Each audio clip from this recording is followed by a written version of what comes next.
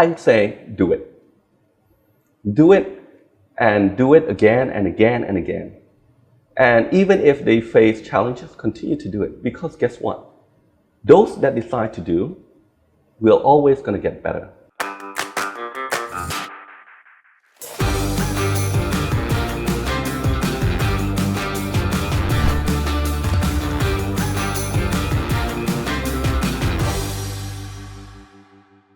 Welcome back to the Signature TalkCast.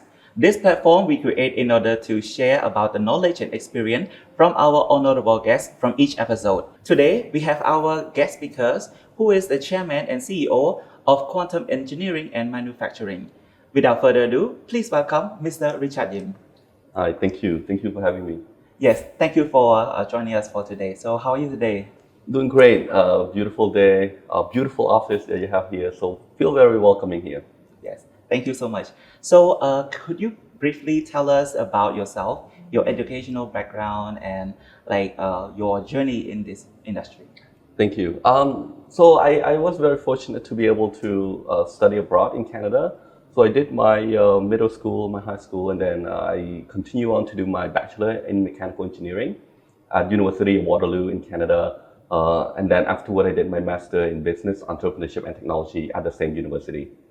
I see. So from your childhood, what is your activities and what is your, how do you see yourself in engineering? Yes, I mean, as a child, I'm always a curious child, just trying to figure out how everything's work around me. I remember taking apart some remote control cars, and of course, I'm not going to be able to put it back together. And so my mind always asking question of how does this work? So when I look at everything around me, I always questioning how does this work? How does this made? And I think that curiosity is kind of allow me to explore the surrounding as I was growing up and finding out what I like, what I don't like.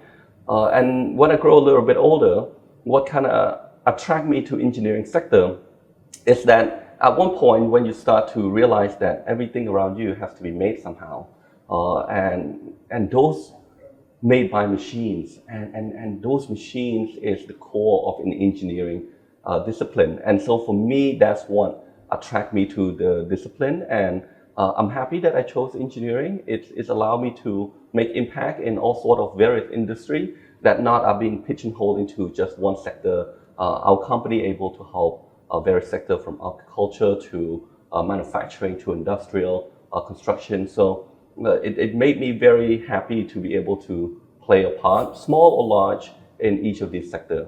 When you join in engineering, I believe that there's a lot of challenges for you. So what is your motivation that keep you in the engineering industry and going up till now? For me, I like challenges. And engineering is for me personally, is a very hard subject to study. It's very challenging, and I would love to sit here and tell you I was a child prodigy that very sharp, very smart, and engineering that everything's come easy. It wasn't.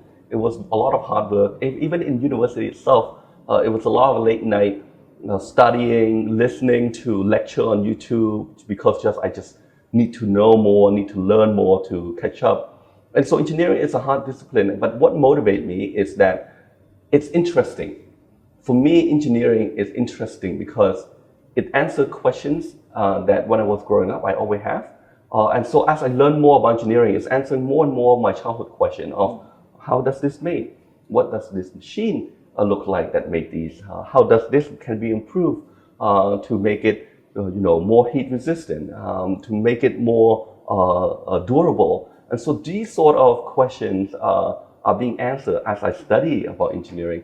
And the beautiful part about studying engineering is that it's also very practical, which means as you learn, in your free time, you can actually build something small, a tiny remote control car, you build a tiny robotics machine, you can build a tiny programming software that can do A, B, and C. And I think to see how theoretical world and the practical world kind of meet together in the sector is what kind of encouraged me and motivated me to continue. And just before I finished university in my last year of research, I focus on impact projects, focusing on initially on landmine clearance. So those sort of project is absolutely crucial to my motivation to continue to work hard and to pursue this career because in my mind this is the way that I can positively impact Cambodia and hopefully the world.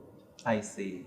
So you were saying that engineering answer a lot of questions from your childhood. So can you share us one example, like what is the mind-blowing answer that you find out when you join in the engineering? Oh, so so this one is gonna sound very funny, but I want to bring back the remote control car. So when I was a kid, I was given this one remote control car, and it was the biggest question for me. And it looked like magic to a kid, right? Yeah. You have a controller here, and somehow that object over there is moving back. How does this button here work? Yeah. Right, and for me, if it's a wire connected, then I kind of, as a kid, kind of picture that how it worked. But if there's nothing in between, how does it work? So that was something that always a question that I could not answer. Study engineering, learning about how the system works, how does the Wi-Fi connection work, Yeah. and those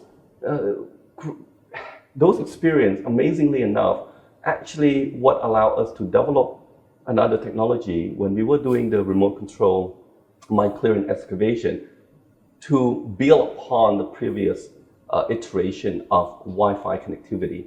So then we can actually bring this quote unquote remote control car, the system itself, improve on it, put it in a light scale, have it done, and allow us to use this machine, this robot, in the jungle that can control 2 to 3 kilometers away. And so these sort of transition of my experience as a child, having these questions, and now we're developing that technology to improve on it. I'm very proud of my team and I. Our team is very strong, young engineers, and together we actually put together this technology. And one of my proudest achievements as an engineer is when we got a patent fully approved. And so those sort of reaffirm the belief that, as a child, you have this question. Yeah. If you work hard, if you really put your heart and your mind and your soul into it, you can actually develop something new that never been done before. Yeah, I see. So back to what you are working on right now. So could you tell us about how you start up your company in technology and engineering? Right. So the way Quantum was started, it's not just me. It's me and a few of our engineers that have been working with me since my previous projects. And I remember the conversation. It was around 7 p.m. My very close engineer, close team, came to me and he said, "Bong, we want to create this company that allow us to build what we need inside the country without relying on import." And this is, for me, the moment he said that, I'm sold. I'm 100% supportive of this idea. I believe that in order for our country to grow at a fast pace that we have been seeing, we need to look at the resiliency of supply chain for manufacturing. And technology in terms of machinery and parts, those are the core, the foundation, from my belief, of a country. So then when things broke down, when things need to be fixed, when things need to be improved on, we can do it inside the country. And we see the impact, the positive impact that we made, and also the long journey that we still have to go. During COVID, because the border was closed, a lot of machinery and parts wasn't able to be imported in. So we see factories all around Cambodia that will stand still, that wasn't able to continue when their machine broke down because the technician have to be flown in from abroad, and during COVID, travel was restricted. Parts that was supposed to be imported was having stopped at the border. So those sort of issues really impacted the economy, the country, in a way that I think most people that do not see that. And so for us, that is our belief that this is the way we want to help the country. This is the way we want to help the sector, the different industry that we want to participate in. And so when our engineers came and so we come together, we opened the Quantum in 2020, middle of 2020. And during that time, it was very small because we want to work quietly in the background to make sure that we're not just talk the talk, but we walk the walk. What we believe as a company is that we do a little bit less of talking and we do a little bit more of doing. And so we've been very quiet over the past few years, just building our capacity, human resource development. Our team's grown dramatically. The engineers that work with me now, they are handling each of their own division. They're building cool and amazing projects, working with different industry, and they are training the new young engineers, new interns that are now employed at our company. At the same time, the company itself, we've grown quite dramatically in our machine capability. In this sector, the growth has to be very, very closely monitored. We have to grow alongside the machinery capability and human resource development. It has to come at a pace, and that pace is being dictated by the demand, by the companies here that we can prove ourselves to them, saying we can bring international standard, high quality products that can be produced here, that can help industry to use our product. And we want to, we're proud to say we're a Cambodian company, fully 100% owned by Cambodian. And we're proud to say that, but we don't want to just being our pitch is because we're a Cambodian company, you should help us. Yeah. You should use us. We want them to use us not because we're Cambodian, but because of the quality, because of the value that we provide to our clients. And being Cambodian company is just a bonus for them. Yeah. And so that is our mindset from the beginning. That's why even today you don't see a lot of us doing marketing in Quantum, and the reason is in our mind we still have a long way to go to develop to a standard that we are proud to show off our quality, our teams, our machine capability. Today our company is grow dramatically, but we still have quite a way to go. Now over the next couple of years from 2025, I think you'll see more of our projects being in the news, being released. We're working on some very exciting projects internally with Cambodian company, also with international company doing a joint venture. Can you share what is the achievement so far that you really like about your company, your team? Yeah. We love all the projects that we're doing because the projects that we're doing are very tangible and practical. So without naming companies or clients' companies, we are able to help factories be more efficient by developing some of the machinery and equipment for them. We are helping a company that now we are supplying a lot of the equipment and machinery to them that previously they are struggling to import those machinery. And each time the machinery that was imported and broke down, it is lost in production time for them, and it is lost in their productivity and their efficiency. And so for me, it might sound boring, but for me to see that we can help assist those companies operate and be more efficient, it's made us happy because we know that if each of these companies are being more efficient, are growing that top and bottom line, they're going to have the ability to expand more in Cambodia. And any of these companies, when they expand, they would be able to employ more Cambodian. And so this is the way that I want to play a part in our role in society here. At the same time, as we grow, as a company grow, what our mission from the beginning is that we want to upskilling a lot of our population here, especially in the engineering sector. Yeah. We want engineers that graduated from ITC, from NPIC, to come in and work in the sector, in the field that they're studying in. Engineering doesn't have a great reputation as a Cambodian. I know because my parents, when I told them I'm studying engineering, they said, "Why? Why you want to work in a construction building?" Because that is what engineers to my parent was. construction workers. And so this is the mindset that I want to change as well, that engineering is a very, very valued profession. And so we are so happy that our companies, we don't advertise, but we have young, bright, talented engineering students apply to become interns at our companies. And we accept as much as we can because we want them to see the real world, how does engineering can impact the sector here and impact Cambodia.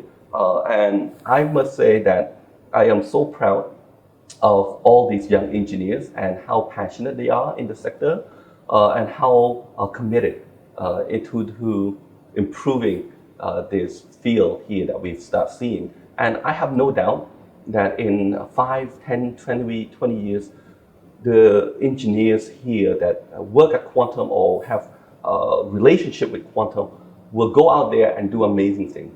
We'll venture on to build a bigger company, a better company than Quantum are doing today. And I'm really cannot wait to see that. When people ask me if there's enough talent here in Cambodia, my answer always is yes, there's enough talent. What they need is opportunity to showcase their talent. We want Quantum to be that platform for them to showcase their talents. Okay, so that's very thoughtful of what you bring to the market right now, like about the efficiency of the product, the qualities, and also the team. You upskill the people, train the people, so that we have enough human capital for engineering industry. That's really nice about what you have done and bring to the market right now. So may I know what are the challenges when you run the company, especially in the tech and engineering, because it's not easy. You deal with the technical part, you deal with the partner, the company partner, and also with the young people who just join in the industry of the engineering. So what are those challenges? Yes, and great question. The challenges is actually immense, a lot of challenges. Now, me sitting here with you answering these questions, no matter how much I emphasize on the challenge that we face, it would not speak volumes to the actual reality that we're actually dealing with every day. This here is just 1% of what I do. And the 99% is solving problems that our team face. And so the challenges of opening a company like Quantum is there are multiple reasons why previously before Quantum there's no major companies working something similar to this. And the reason is there's a combination of puzzle that you need to fit in and put in together. One is the capital investment. The capital investment into all these machineries is not something that it's not something that can be easily done overnight. Second is the human resource development. We need team, we need talents that are able to run full steam ahead.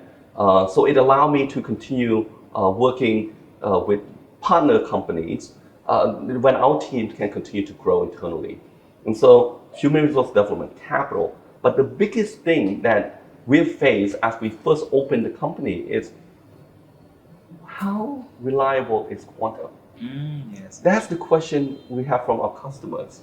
When they come and take a look at our team, we're all very young teams, and they always say, yes, but we always buy from abroad, and we have concern that products here that are made in Cambodia are not up to standard. So that was one of the biggest challenges that we have to face, and so that's why these three challenges, these three puzzles have to be put in at around the same time to unlock the growth that we are seeing at Quantum. Now, managing growth for a company like this is also very challenging. In the technology company, growth means that more capital investment into equipment, but at the same time, you need to manage cash flow, which is still something that we're working on to improve every day. And so those sort of challenge is something that it's very fun as well to solve all this phase of growth that we are doing. My other question is about the linkage between the entrepreneurship and the engineering. Like you were saying about the quality, efficiency, human resource, and so on. But how can you balance between I know it might be a how to say a tricky question, but like how to balance between the profit and also the qualities and people, like because you're in the center of that, you need to balance all of those. Like how can you linkage between all the entrepreneurship concept and also engineering? I think I think there are no perfect answer to these questions, and there's no perfect scenario that balance these two. I think as a company, we have to pick and choose what is the number one priority, number two priority, number three priority that we want to do. Our mission and value should reflect that. Now, I wish I can say, look, we able to maximize profit while we maximize human resource development, while we provide the tremendous value to the countries and to our clients, all of it being equal. But the truth is there are sacrifices that we need to make. And I'm very fortunate to have a collection of shareholders that really believe in the long-term vision of growth of Quantum and Cambodia, which means we are sacrificing our profit focus for some of these projects by taking on projects that we believe is allowing us to better improve our capability, as in the engineers in our team are gaining more experience in the different sector as they're developing projects for these clients, allowing us to invest into equipment. And so these sort of philosophy make that profit is not our number one priority. And this is the sacrifice that we're willing to make. We're willing to make that sacrifice because we see that Quantum, we don't want it to be a 3 years company, a 5 years company that profit driven, and then we will sacrifice quality, we will sacrifice loyalty from our clients, breaking their trust because we always emphasize a profit.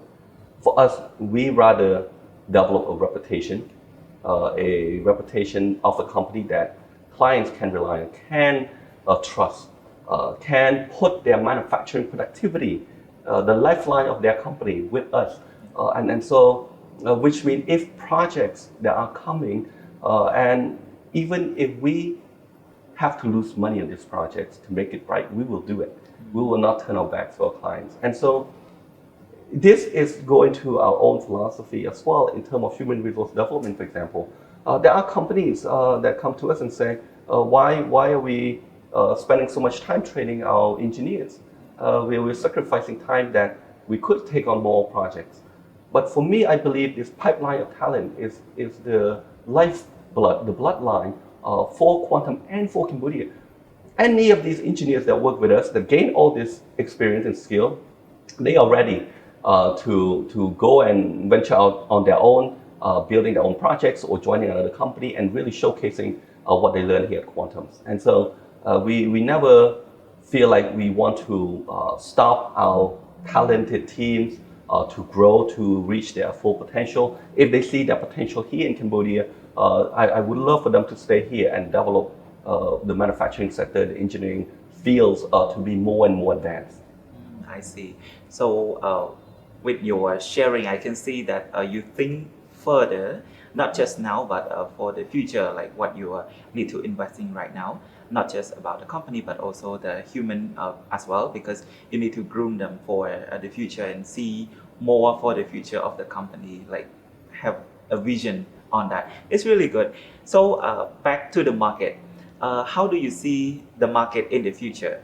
Because you was talking about the company, but about the market, the engineering, like how you see in the future. I think the manufacturing sector and engineering sector here in Cambodia will only continue to grow. I think we're very fortunate that Cambodia, we have a strong youth demographic. And if you talk to some of these companies that invest into Cambodia, they speak to the level of motivation that our youth are showing, how much continuous learning process they are having this mindset of trying to be better. And so with that said, it's not a secret that Cambodia are full of optimism, that other companies in other countries are looking to invest into Cambodia to grow this sector. And I think this is a upward spiral where more investment in this sector will give encouragement to engineers, young engineers and young students to start in this field. which means now that the population of highly skilled engineers going to only continue to get better, and that's going to that's going to attract more companies to come down here.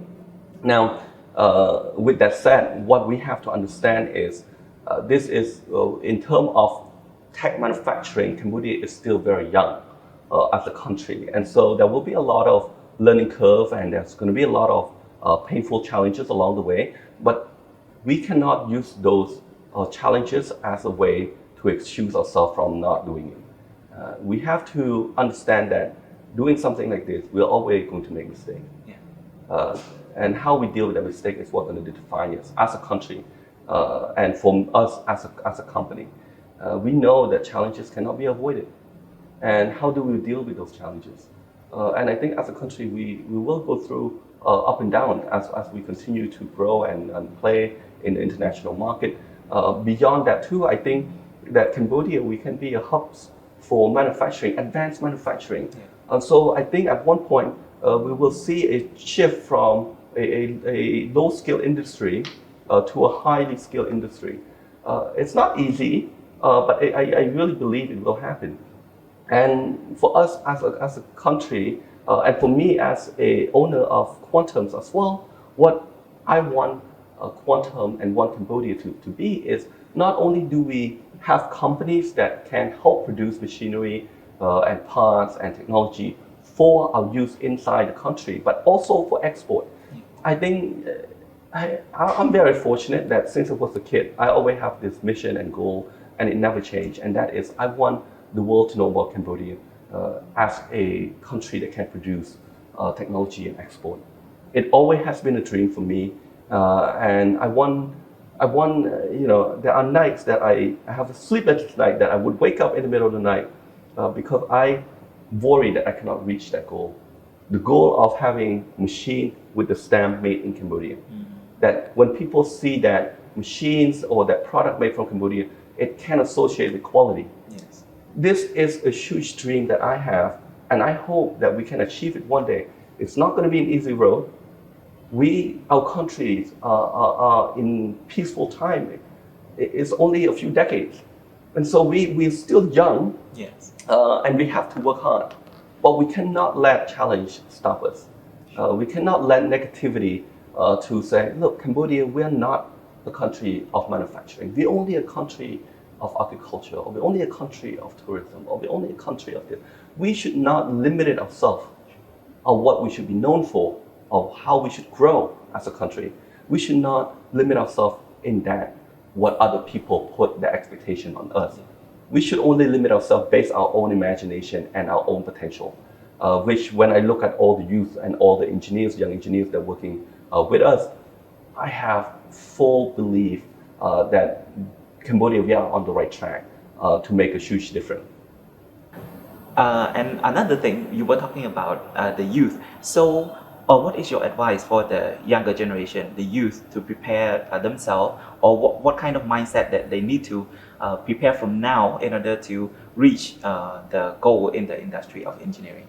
I think the mindset of the youth, not even just in engineering, but in general, is very critical to the success of the country and also to themselves as a person progressing through life and through their career.